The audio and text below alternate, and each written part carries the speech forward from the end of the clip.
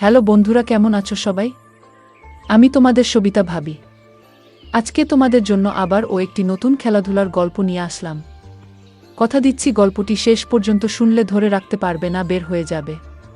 বন্ধুরা, প্রতিদিন এমন গরম গরম গল্প পেতে অবশ্যই চ্যানেলটি সাবস্ক্রাইব করে রাখবে। তো চলো গল্প শুরু করি।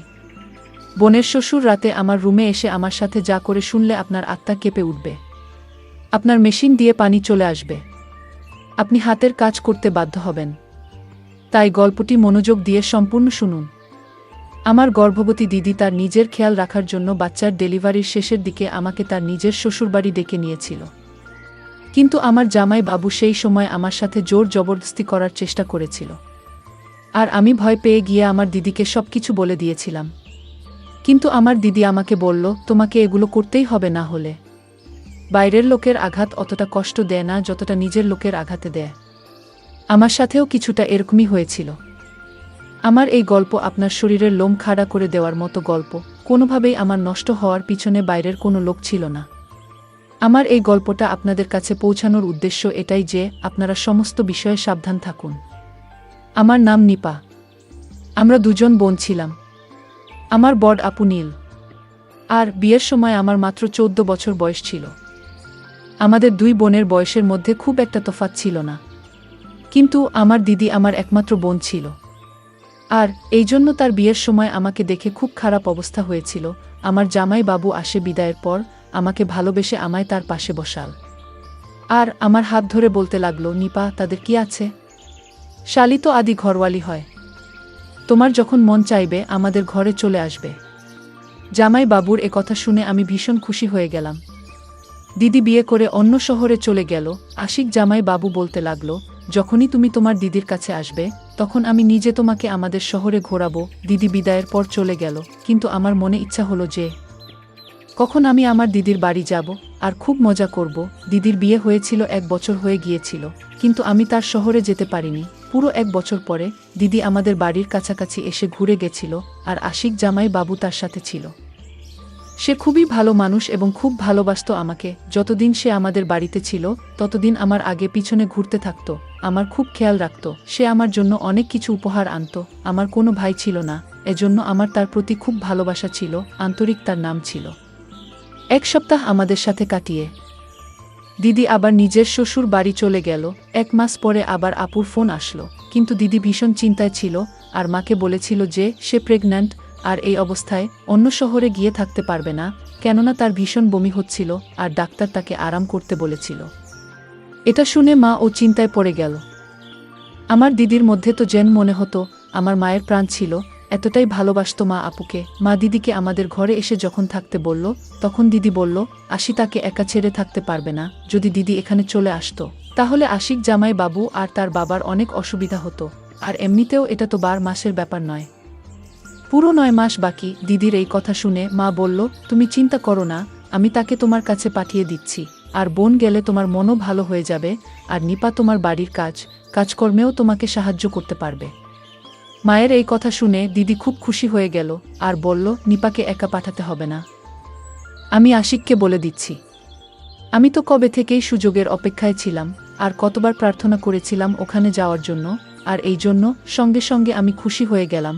আর খুশিতে আমি নিজের জিনিসপত্র গুছিয়ে নিলাম। মাছি হওয়া একটা আলাদাই খুশি আমার মধ্যে ছিল। 2 দিন পরে জামাই বাবু আমাকে নিতে আসলো, আর আমি তার সাথে আমার বোনের কাছে অন্য শহরে চলে এলাম, দিদির শ্বশুর বাড়িতে। শুধুমাত্র আশিক জামাই বাবু আর তার শ্বশুর ছিল, এজন্য আমার সেখানে থাকতে কোনো অসুবিধা হয়নি। দিদির শ্বশুর বাড়িতে শাশুড়ি নন্দের কোনো ঝামেলা ছিল না। দিদি আমাকে দেখে ভীষণ খুশি হয়ে গেল। দিদি আগে থেকেই আমার জন্য আমার পছন্দের খাবার তৈরি করে রেখেছিল। আমার থাকার জন্য সামনে একটা ঘর আমাকে দিয়ে দিয়েছিল। দিদির শ্বশুরকে সালাম করতে আমি যখন তার ঘরে গেলাম, তখন তার অদ্ভুত কাণ্ড দেখতে দেখলাম সে বিছানায় পড়ে থাকা একজন অসুস্থ লোক, আর আমাকে দেখে অদ্ভুত কথা বলতে লাগল। দিদি আমার হাত ধরে তার শ্বশুরের ঘর থেকে আমাকে বাইরে নিয়ে আসলো, আর বলতে লাগলো তার শ্বশুর অনেক বছর ধরে অসুস্থ, এই জন্য মাঝে মধ্যে সে উল্টোপাল্টা কথা বলে ফেলে। তার ঘরে আর যেন আমি না যাই, আর আমার ওই ঘরে যাওয়ার কোনো দরকার নেই। তাও দিদি আমাকে বলে দিন, দিদির শ্বশুর দিদির বিয়েতেও আসেনি আমাদের বাড়ি। আশিক জামাই বাবু সম্বন্ধে আমার বাবার কোনো একটা বন্ধু দিদির সাথে করিয়েছিল। আমার দিদির শ্বশুরের সাথে আমার এই প্রথম দেখা হয়নি। আর সত্যিই তো এটাই ছিল যে আমি তার শ্বশুরের সাথে দেখা করে ভীষণভাবে ভয় পেয়ে গিয়েছিলাম। আমি দিদির ঘরে এসেছি 2 দিন হয়ে গেল, আমি আর তার শ্বশুরের ঘরে যাইনি। আশিক দুলাভাই আমার খুব খেয়াল রাখে, আর দিদির শরীর ভালো না থাকার জন্য দিদি বেশিরভাগ সময় বিছানায় শুয়ে কাটায়। সারা ঘর আমি সামলে নিয়েছিলাম, কিন্তু একদিন এমন কিছু হয়ে গেল যে আমার গায়ে কাটা দিয়ে উঠল। রাত্রিবেলা খাবার পর রান্নাঘর পরিষ্কার করে আমি যখন ঘরে এলাম, আমি ভাবলাম যে আমি স্নান করে আসি। গরম এত বেশি পড়েছে যে পুরো ঘেমে গিয়েছিলাম। আমি স্নান করার জন্য আমার ঘরের বাথরুমে ঢুকে গেলাম। কিছুক্ষণের মধ্যেই আমি যেন অনুভব করলাম যে কেউ আমাকে দেখছে। প্রথম আমার মনে হয়েছিল যে এটা আমার ভুল, কিন্তু হঠাৎ করে আমার নজর বাথরুমের জানালার কাছে যখন পড়ল, তখন আমি অবাক হয়ে গেলাম। ওখানে কোনো একটা ছায়া যেন আমার উপর নজর রেখেছিল। আমি জম দেখতে পেলাম, আর আমার বিশ্বাস হয়ে গেল যে কেউ লুকিয়ে লুকিয়ে আমাকে দেখছে। ব্যাপারটা আমি পুরো ঘাবড়ে গেলাম। আমি তাড়াতাড়ি জামা কাপড় পরে নিলাম আর দৌড়াতে দৌড়াতে বাইরে বেরিয়ে এলাম। দিদির ঘরে যখন গেলাম, তখন দিদি আর জামাই বাবু আরাম করে একসাথে বিছানায় শুয়েছিল। আমি তাড়াহুড়োতে তাদের ঘরের দরজায় টোকা দিতে ভুলে গিয়েছিলাম। এবার তাদের দুজনকে একসাথে দেখে আমি লজ্জা পেয়ে গেলাম। জামাই বাবু উঠে বসে পড়ল আর বলল, ভিতরে চলে এসে নিতা, দরজায় দাঁড়িয়ে কি করছো? আমি বুঝতে পারছিলাম না যে আমার কি করা উচিত। আমি তাকে কি করে বলতাম যে বাথরুমের জানালা দিয়ে কেউ আমাকে যেন দেখছিল। মনে হলো কোনো একটা ছায়া দেখতে পেলাম, যেন মনে হলো আমি এমনি বলে দিয়েছিলাম যে দিদির কাছে জিজ্ঞেস করতে এসেছি দিদি দুধ খাবে কি না। দিদি বলল, তুমি আরাম করো, বাকি কাজটা শেষ করে দেবে। আমি দিদির ঘর থেকে বেরিয়ে যখন আমার ঘরে ঢুকেছিলাম, তখন দেখতে পেলাম দিদির শ্বশুর বারান্দা দিয়ে হেঁটে নিজের ঘরে যাচ্ছে। আমাকে ভীষণ অদ্ভুত চোখে এসে তাকাতে লাগলো আর বলতে লাগলো, তুমি খুব সুন্দরী, নিজের খেয়াল রেখ। কিন্তু এই কথা শুনে আমি রেগে গেলাম। ভাবতেও পারিনি যে সে আমাকে এই ধরনের কথা বলতে পারে। আমি ভয় পেয়ে গিয়ে আমার ঘরে চলে গেলাম। সারা রাত আমি জেগে রইলাম আর জেগে কাটিয়ে দিলাম এসব ভেবে যে দিদি তো বলেছিল যে তার শ্বশুর পুরোপুরি অসুস্থ আর সে ঘর থেকে বেরোতেও পারে না। তাহলে এত রাতে সে বারান্দায় কিভাবে গেল আর সে কি করছিল? ব্যাপারটা তো খুব অদ্ভুত, আমাকে খুব ভাবিয়ে তুলেছিল। বাথরুমের জানালার কাছে যেটা ছিল সেটা কি শুধুমাত্র আমার চিন্তা, নাকি সত্যি ওটা কি আমার চিন্তা ছিল? ওটা দিদির শ্বশুর ছিল না তো? এই প্রশ্নটা আমাকে পাগল করে দিচ্ছিল। পুরো রাত এমনি তাকিয়ে তাকিয়ে আমি কাটিয়ে দিলাম। তারপরের দিন সকালবেলা জামাই বাবু অফিস যাবার সময় বলে গেল, নিপা, আমি বিকালবেলা তাড়াতাড়ি চলে আসব আর তোমাকে শপিংয়ের জন্য বাজার করতে নিয়ে যাব, তুমি বিকালবেলা রেডি থেকো। এটা বলতে বলতে হঠাৎ সে আমার কাছে চলে আসলো আর আমার গালে হাত দিল আর অফিসে চলে গেল। দিদির পিছনেই দাঁড়িয়েছিল। দিদি বলল যে আশি তোমাকে ভীষণ ভালোবাসে, তোমার অনেক খেয়াল রাখে, তুমিও চেষ্টা করো ওর খেয়াল রাখার। কেননা আমি আশিকে খেয়াল রাখতে আজকাল খুব একটা পাই না, ও ভীষণ ক্লান্ত হয়ে যায়। দিদির এই কথা শুনে আমি বললাম, তুমি চিন্তা করো না, আমি আশির ভাইয়ের যথেষ্ট খেয়াল রাখব। বিকালবেলা আমি সেজে গুজে তৈরি হয়ে গেলাম। তারপর আশিরদা আমাকে শপিং করতে নিয়ে গেল। সে দিদির থেকে বেশি তো আমার জন্য শপিং করলো। আমি ভীষণ খুশি ছিলাম, কিন্তু আমি কি করে জানতাম যে আমার এই খুশি বেশ কিছুদিনের জন্য, মাত্র কয়েকদিনের জন্য মাত্র। সেই রাতে আমি ভীষণ ক্লান্ত হয়ে ঘুরে এলাম আর খাবার খেয়ে চলে গেলাম বিছানা আর শুয়ে ঘুমিয়ে পড়লাম। মাঝরাতে হঠাৎ করে কারেন্ট চলে গেল আর আমার গরম লাগতে চোখ খুলে গেল ঘুম থেকে। যেন এমন মনে হলো যে কেউ আমার বিছানা রয়েছে। ঘরের মধ্যে এত অন্ধকার ছিল যে আমি কিছু দেখতে পেলাম না। আর হঠাৎ করে যেন কেউ একজন আমার কাছে আসা শুরু করলো। আমার দম বন্ধ হতে থাকলো, আমি চেঁচাতেও পারিনি। কিন্তু যখন বুঝলাম যে আমার সাথে কিছু বাজে হতে চলেছে, আমি আমার সব শক্তি দিয়ে জোরে ধাক্কা দিলাম তাকে। সে আন্দাজ করতে পারেনি যে আমি তাকে এত জোরে ধাক্কা দেব। সে একদমই পিছনে সরে গেল আর পালিয়ে গেল আমার ঘর থেকে। আমি এখনো পর্যন্ত কিছু দেখতে পাচ্ছিলাম না, অন্ধকার অনেক বেশি ছিল। আমি দেয়াল ধরে ধরে দিদির ঘরে গেলাম। আমি গিয়ে দিদিকে যখন ডাকলাম, দিদি আমাকে বলতে লাগল, নিপু, তুমি চিন্তা করো না, আশিক লাইট ঠিক করতে গেছে। মাঝে মধ্যে আমাদের বাড়িতে কারেন্ট চলে যায়, আশিক তাড়াতাড়ি ঠিক করে দেবে। নিজের মোবাইল ফোনের টর্চ চালাল, আমার কাছে তো মোবাইলও ছিল না। আমি দিদির কাছে বসে কাঁদতে লাগলাম। একটু পরেই লাইট চলে এল। দিদি বলতে লাগল, তুমিও পাগল আছো, একটুখানি অন্ধকার দেখে ভয় পেয়ে গেলে? তাহলে আমার কি খেয়াল রাখবে তুমি? দিদির কথা শুনে আমি বললাম, ব্যাপারটা সেরকম নয়, আমার ঘরে কেউ একজন ছিল। আমার কথা শুনে দিদি জোরে জোরে হাসতে লাগল। বল যে আশিক আমার সাথে আমার ঘরে ছিল, আমার শ্বশুর ঘর থেকে বেরোতেই পারেন না, তুমি অন্ধকারের জন্য ভয় পেয়ে গেছো, কোনো ব্যাপার না। আমি জানি না আমি দিদিকে কিভাবে বিশ্বাস করব যে আমার ঘরে সত্যিই কেউ ছিল, কিন্তু সেটাকে ছিল। আমি বুঝতেই পারছিলাম না যদি আশিক দুলাভাই দিদির সাথে থাকে তাহলে আমার ঘরে কি ছিল। প্রথমে বাথরুমের জানালার কাছে কেউ একজন নজর রেখেছিল, আর এবার ঘরের মধ্যে কেউ একজন ছিল মনে হলো। আমি ভয় পেয়ে গেলাম। আমার মাথার মধ্যে থেকেই খালি দিদির শ্বশুরের খেয়াল আসছিল। লাইট ঠিক করে আশির দাদা ঘরে আসল আর আমাকে দেখে বলল, নীল, আমি তোমাকে প্রথমেই বলেছিলাম যে অন্ধকারেও ঘাবড়ে যাবে, তুমি ওর কাছে চলে যাও। দিদি জামাই বাবুকে বলতে লাগলো, খুব অন্ধকার ছিল, আমি যদি পড়ে যেতাম, আমি কি করে জানুক যে ও এত ভয় পেয়ে যাবে। আমি দুজনকে বললাম, তোমরা আমাকে নিয়ে চিন্তা করো না, আমি ঠিক আছি, আর এবার আমি আমার ঘরে গিয়ে ঘুমিয়ে পড়ব। আমি দিদিকে বেশি চিন্তা করতে দিতে চাইনি, কেননা মা বলেছিল যে ডাক্তার দিদিকে টেনশন নিতে বারণ করেছে।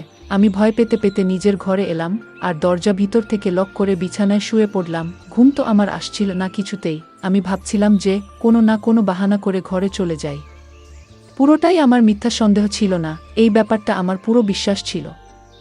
কেউ আমায় একাকিত্বের সুযোগ নেওয়ার চেষ্টা করছিল। পরের দিন আসি দাদা কোনো একটা কাজের জন্য কিছুক্ষণের জন্য দুপুরবেলা অফিস থেকে ঘুরে আসলো। ওই সময় দিদি ওষুধ খেয়ে নিজের ঘরে গভীর ঘুমে ঘুমাচ্ছিল, আর আমি রান্নাঘরে খাবার তৈরি করছিলাম। আর আমাকে সে পেছন থেকে জড়িয়ে ধরেছিল। আমি তার থেকে এই ব্যবহার একেবারেই আশা করিনি। আমি ভয় পেয়ে নিজেকে তার থেকে ছাড়িয়ে নেওয়ার চেষ্টা করতে লাগলাম। আমার আওয়াজ যেন আমার গলার মধ্যে আটকে গেল, আর আমি কিছু বলতে পারলাম না। কিন্তু আশিক তো আমাকে ছাড়ার বদলে আরও জোরে জড়িয়ে ধরল আর বলতে লাগলো যে তুমি এত সুন্দরী, তোমার থেকে নজর ঈশ্বরে না। আমি অনেক চেষ্টা করে তার হাত থেকে নিজেকে ছাড়ালাম আর রান্নাঘর থেকে বাইরে পালিয়ে গেলাম দূরে। তখন আশিক আরও বলতে লাগলো যে তোমাকে স্নান করার সময়ও খুব সুন্দর লাগে, আর আমার মোবাইলে তোমার ভিডিও আছে। জামাই বাবুর এই কথাগুলো আমার জেমদম বন্ধ হয়ে আসছিল। আমি ভাবতেও পারিনি যে এই লোকটা এত নোংরা একটা লোক।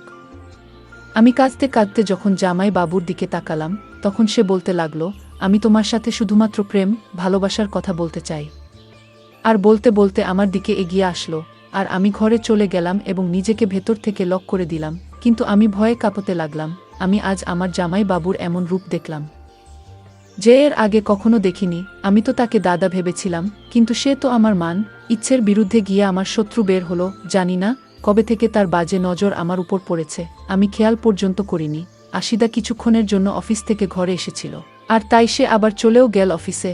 আর আমি ঠিক করে নিয়েছিলাম যে আমি আর এক মুহূর্ত এখানে থাকব না। বিকেলবেলা যখন দিদি নিজের ঘর থেকে উঠে আমার কাছে আসলো, তখন কেঁদে কেঁদে আমার পুরো চোখ ফুলে গিয়েছিল। সে বিরক্ত হয়ে জিজ্ঞেস করতে লাগলো, কি হয়েছে, কি ব্যাপারে তুমি এত কাঁদছ? আমি দিদির কাছে সত্যিটা লুকিয়েছিলাম, কেননা ওনার অবস্থা এমন ছিল না যে আমি জামাই বাবুর ব্যাপারে এত বড় কথা বলবো। আমি কাঁদতে কাঁদতে বললাম, খুব মা, বাবার কথা মনে পড়ছে, আমি বাড়ি যেতে চাই। কথাটা শুনে দিদি আমাকে জড়িয়ে ধরে বলল, মাত্র এইটুকু ব্যাপার, তার জন্য তুমি কেঁদে কেঁদে তোমার চোখ ফুলিয়ে দিয়েছ? তুমি চিন্তা করো না, আমি আশিককে বলব যে তোমাকে বাড়িতে পৌঁছে দিতে। জামাই বাবুর সঙ্গে এক শহর থেকে অন্য শহরে যাবার কথা ভেবে আমার সারা গায়ে ভয়ে কাটা দিয়ে উঠল। আমি দিদিকে বললাম, বাবা আমাকে নিতে আসুক। দিদি বলল, ঠিক আছে, ভালো কথা, এই উসিলায় বাবার সাথে আমার দেখা হয়ে যাবে। আমি দিদির কথা শুনে খুশি হয়ে গেলাম। আর দিদি যে এমাত্র আমার কাছ থেকে উঠে নিজের ঘরে গেল, তখনই তার জোরে চালানোর আওয়াজ শুনতে পেলাম। আমি সঙ্গে সঙ্গে দিদির ঘরে গেলাম। আমি গিয়ে যা দেখলাম তা দেখে আমার হুঁশ উড়ে গেল। দিদি বিছানার পাশে পড়ে গিয়েছে আর নিজের পেট ধরে জোরে জোরে চেঁচাচ্ছে। আমি দিদিকে উঠিয়ে বিছানায় শোয়ালাম। অনেকক্ষণ তার কাছে বসে রইলাম। তার অবস্থা আমার ঠিক মনে হলো না। আমি দিদিকে বললাম, ডাক্তারের কাছে চল। কিন্তু দিদি বারণ করে দিল আর আমার হাত ধরে বলল, আমাকে ছেড়ে তুমি যেও না, এই অবস্থায় আমি একা থাকতে পারবো না। আজ তুমি ছিলে, আমাকেও তাহলে আমার খেয়াল রাখলে, কিন্তু তুমি যাবার পর যদি এরকম কিছু হয় তাহলে তো আমার বাচ্চা মরে যাবে। দিদির এই কথা শুনে আমি ভীষণ চিন্তায় পড়ে গেলাম। খানিকটা বাধ্য হয়ে আমি কিছুদিন থেকে যাওয়ার কথা ভাবলাম আর দিদিকে বললাম, তুমি একদম চিন্তা করো না, আমি তোমার সাথে আছি। আমার কথা শুনে দিদি খুব খুশি হলো আর আমাকে জড়িয়ে ধরল। জামাই বাবুও বাড়ি চলে এসেছিল। দিদি জামাই বাবুকে বলল, পড়ে যাওয়ার জন্য তার শরীর খুব খারাপ লাগছে, এটা শুনে জামাই বাবু বেশ চিন্তায় পড়ে গিয়েছে। দেখলাম সে আমায় বলল, নিজের দিদির জন্য জুস বানিয়ে নিয়ে এসো। আমি রান্নাঘরে গিয়ে সবার জন্য জুস বানাতে লাগলাম। আরও একবার আশি তার রান্নাঘরে চলে আসলো আর আমার সাথে জবরদস্তি করার চেষ্টা করলো। আমি আশিক ডেকে ধাক্কা দিলাম আর রেগে গিয়ে বললাম, তোমার লজ্জা করে না? তোমার বউয়ের শরীর এত খারাপ আর তুমি নিজের তালিকার সাথে এরকম নোংরামো করছো? জামাই বাবুর উপর আমার কথার কোনো প্রভাব পড়ল না। সে আমার সাথে আবার জোর জবরদস্তি করতে লাগল। আমার চেঁচানোতে দিদি চলে আসলো। আমি এতটা ঘাবড়ে গিয়েছিলাম যে দিদির যে অবস্থা সেটা না ভেবে আমি তাকে জামাই বাবুর সমস্ত শক্তি বলে দিয়েছিলাম।